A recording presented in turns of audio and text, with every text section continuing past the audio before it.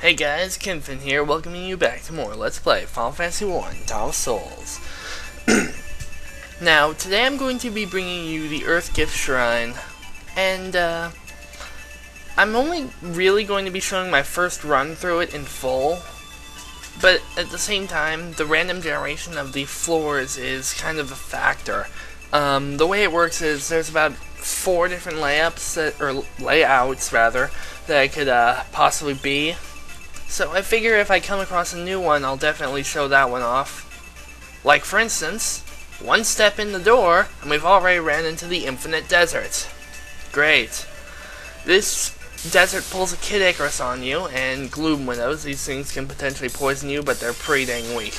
Anyway, this desert does Kid Icarus, which means you can walk in one direction forever. However, there are trees, and these trees will point you in the direction of more trees, which will all eventually lead you to a oasis. And this is a black goblin, they're very weak. So yeah, it'll eventually lead you to an oasis, which is where the stairs to the next floor are. I'm gonna skip Gloom Widow fights from now on. However, there is one small unfortunality about this. Well, for one, you're not guaranteed to run into the treasures like that. For instance, I would say White Curtain. White Curtains will cast Null Frost. Pretty useful, I guess. Desert Pedes. These things are like scorpions. They can poison you. And they really aren't that tough, but if you try coming here directly after beating Lich when you first can, they can be a bit of a burden.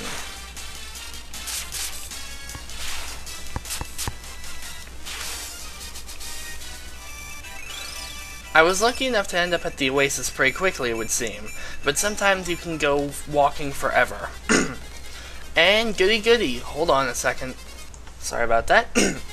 We've come across the Evil Forest now. We're getting both of the hard floors out of the way first. Now, the Evil Forest, as you can see, has fixed encounters with overworld enemies. These are Skuldiers. They're basically only slightly stronger than skeletons, really. The regular enemies here aren't that tough. It's the bosses that are a bit of an issue. Anyway, the way this works is, you can see the exit when you first get in here, but you have to go all the way around to get to it. And there's some treasure on the way, but there's also a whole bunch of dead-end forks. All the treasure chests will always end up in very particular locations, so I will be showing off where each treasure chest will end up being at a time. But given the fact that you have to go through this cave 4 times, it's not guaranteed that they'll always be there or that there'll always be something in them.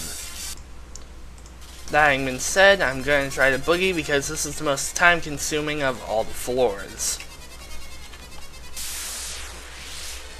Now, since we've already taken on the Infinite Desert, I obviously won't be able to, or I obviously didn't run into one, but there is a rare chance to run into the most powerful thing in this cave in the Infinite Desert. There is a 1/64 chance of running into an Abyss Worm. They have 2500 health, and they can really take a beating and dish one out. So if you're unfortunate to run into one, you may consider running. However, provided you're at the level I am, by the way, Blue Curtain, you shouldn't have to worry too much about them. To give you a feel for how powerful they are, they're about half as strong as the strongest enemy, or as the strongest boss here. That having been said, it's not too difficult. However, inadequate preparation does spell doom for those unprepared. And I just realized after saying it how circular that sentence was. By the way, if you're wondering, I'm just going up to the monsters and pressing A to talk to them and start the fights. And sometimes they'll be walking around and really won't be much of an obstacle. Now, there can be a treasure chest up here in that corner, but it's just not here this time. But it can be, so be aware of that. Yeah. Dang it. For the most time-consuming of the floors, I'm making pretty good time. I'm definitely taking the minimum route if you do show up here. Because given the random decision making between all the different floors, it's not sure if our thing. The ending up here, that is.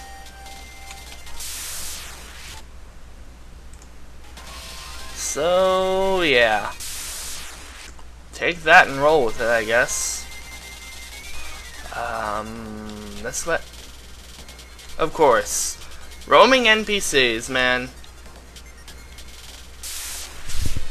They get me every time.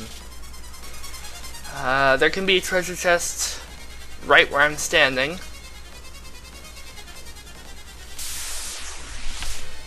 And that actually covered the last of all the potential treasure chests on this floor. Which is good because we're close to getting off this floor. Man, having the light axe is so helpful here. I'm amazed none of these random enemies are starting to run away yet. Because they can run away if you're strong enough. And that was the last required encounter that you'll be forced to face to get out of here. Any others, you are optional. Do them if for some reason you think the experience / money is worth it. Anyway, we seem to have ended up on the on the slightly more irritating of the two possible cave layouts. Oh, wait, never mind. The Wild Knack.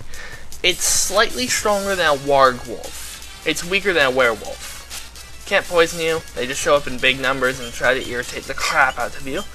And it works pretty well.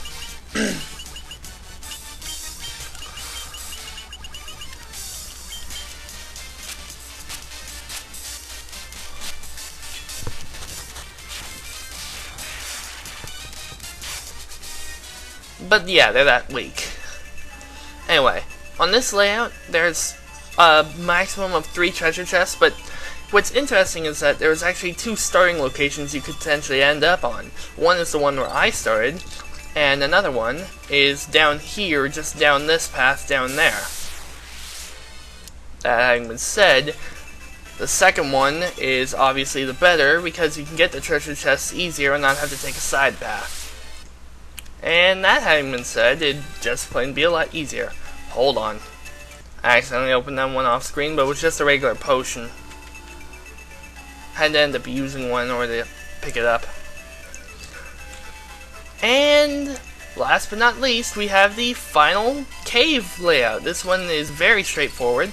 The treasure chests are right along the way. Sorry about that. Anyway, and here is an Ether. And a Red Fang. And then you can just make your way out easily. And we've ended up on the 5th floor. Now, hold on a sec. Sorry about that. Now, I'm gonna warn you real quick. This is a Final Fantasy III spoiler in a way, because these bosses are actually cameos from Final Fantasy III. So, if you don't want to be spoiled, I suggest not listening to what I'm about to say, because I'm going to tell you where each boss is. The first one is the Two-Headed Dragon. That is the strongest of the 4 of them. He appears in the northwest room. The next one is Echidna. She appears in the southeast room. After that is Cerberus, the one I'll be taking on first. He appears in the southwest room. And finally we have Ahriman, who is the strongest of the 4 in my opinion. He appears in the northeast room. Now, it's interesting is that I've actually run out of time before managing to get to any of the bosses, but I have shown off all of the potential layouts. Which I actually think is working out better than anything I could have ever wanted to do with this. So, I guess all that's left now is a boss gauntlet. Mind you, there will be different treasure chests, or different stuff inside the treasure chests every time you go through it, but yeah. I think this works pretty damn well. Oh, and for the record, in this optional dungeon, if you die against any of the bosses, it actually just boots you out of the dungeon. You don't get game over, so that's cool. Well, anyway, I guess until next time, I've been Kinfin. This has been the Earthgift Shrine, and see you next time for bosses. See you next time.